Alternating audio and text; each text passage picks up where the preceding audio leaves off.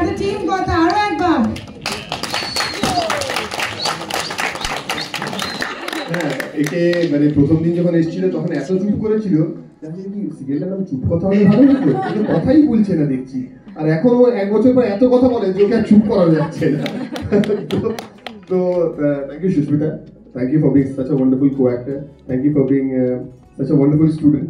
মাঝে মাঝে প্রচন্ড বকা খায় আমার কাছে, হ্যাঁ, চোখ দিয়ে টপ টপ করে জল পড়ে, তারপরে আবার সিন শুট করতে যাই আমরা। But she's been a wonderful student also.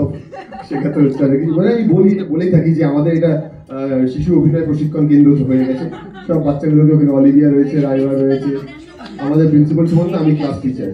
হ্যাঁ, তো ওখানে অলিভিয়া রয়েছে, রাইমা রয়েছে, ঋতুপর্ণা রয়েছে, প্রিয়াঙ্কা রয়েছে, হ্যাঁ, রাইমা রয়েছে।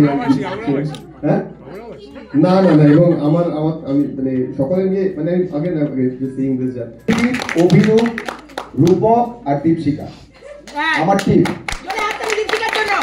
সবার জন্য একটা জোরে আর তনিমা আর রুম্পা রোজ ঝগড়া হয় আমার সঙ্গে। রুম্পা মনে মনে ঝগড়া করে, তনিমা কথা বলে ঝগড়া করে। গাছপালার থেকে আমি দূরেই, কখনো গাছপালার এত কাছে যাইনি এখানে যতটা আছি।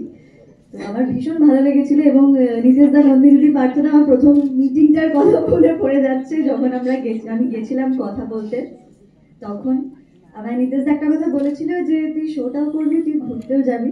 আমার একটা ঘোরার প্ল্যান হয়েছিল, সেটা ডেটটা নিয়ে একটু প্রবলেম হচ্ছিল। তো তারপরে এই যে কথার টিমে আসি, তখন এটা কথার ইউনিট ছিল, কিন্তু আজকে এটা কথার পরিবার হয়ে গেছে। আমরা সত্যি, আমি সত্যি একটা পরিবার পেয়েছি। এবং আকাশদা, আমাদের স্টারের সবাই, নিতেশদা, নন্দিনী, পার্থদা, রাখিদি, সবাই এবং সুমনদা, থ্যাংক ইউ আমায় এত কিছু শেখানোর জন্য। যে আমি সুমনদার কাছ থেকে অভিনয় শেখার সুযোগ পাচ্ছি, সেটার জন্য অনেকটা thank you and thank you. তো আমি খুবই খুশি, মানে সবটা হয়তো আমি বলে বোঝাতে পারছি না, একটু পরে আমি ইমোশনাল হয়ে যাবো হয়তো, বাট আমি খুব খুশি। আমি চাই এবং আমাদের দর্শক যারা আমাদের এতটা আপন করে নিয়েছেন, এতটা ভালোবাসা দিচ্ছেন, আমি চাই তারা যেন আরো অনেকগুলো বছর আমাদের এতটাই ভালোবাসা নেন এবং আমরাও তাদের অনেকটা ভালোবাসা ফিরিয়ে দেবো।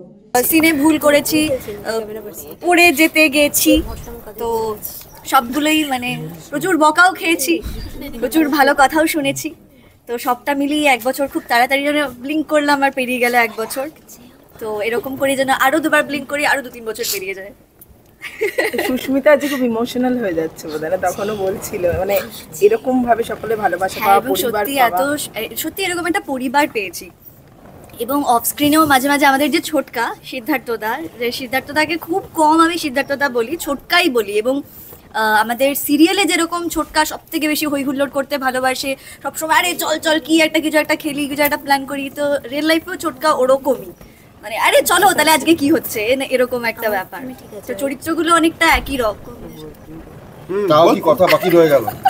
কি কথা বাকি রয়ে গেল? কি কথা বাকি? সব কথাই বলা হয়ে গেছে মোটামুটি। আমাদের কথার নতুন প্রচুর সারপ্রাইজ বাকি আছে, অনেক সারপ্রাইজেস বাকি আছে। কথার গুলি লেগে যাচ্ছে, খুব কাঁদাচ্ছে সবাইকে, কথার গুলি লেগে যাচ্ছে, সবার খুব মন খারাপ তাতে। হ্যাঁ, এবং তাতে এভি খুব ভেঙে পড়ছে এবং নতুন প্রোমো আসছে। সেই নতুন সেই প্রোমোটা বহু কাঙ্ক্ষিত প্রোমো, দর্শকের দাবি মেনে প্রোমো আসছে। তো আশা করছি যে হ্যাঁ, মানে আগামী দিনগুলো, আগামী বছরটাও ঠিক এরকমই স্মুথলি যাবে এবং দর্শকরা যেরকমভাবে ভালোবাসছেন, যেরকমভাবে পাশে রয়েছেন, যেরকমভাবে সাপোর্ট করছেন, সেই সাপোর্টটা সবসময় থাকবে। অনেক warm welcome, a very good afternoon to all the beautiful people out there. এবং বুঝতেই পারছি এক্সাইটমেন্টের পারকটা যেটা হয় না এখানে, এতে কিন্তু একটা অন্য মেসেজও আছে, সেটা পরিবেশ নিয়ে।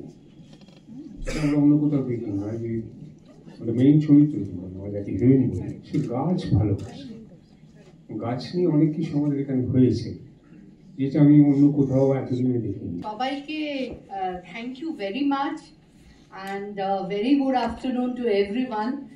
আসল কথা হচ্ছে আমি খুব একটা বেশি বলতে পারি না, আমি লিখতে পারি। তো আমরা যখন কথাটা কনসিভ করছিলাম, এটা সবাই মিলে কনসিভ করছিলাম চ্যানেলের সঙ্গে। তো বেসিক্যালি আমাদের মাথায় ছিল যে দুটো কন্ট্রাস্টিং ক্যারেক্টার এবং সেই ক্যারেক্টারের মধ্যে একটা ফান অ্যান্ড ব্যান্টার একটুখানি রাখা হোক। এখনো পর্যন্ত রাখিদির কাছ থেকে এত ভালো টিচার আমি পাইনি, এবং সবচেয়ে বড় কথা হচ্ছে এই সিরিয়ালটা লিখতে লিখতে আমি এটা বুঝতে পেরেছি যে পুরো টিম যদি একসঙ্গে ভালো করে কাজ না করে তাহলে সিরিয়ালটা এরকম জায়গায় জানতো না।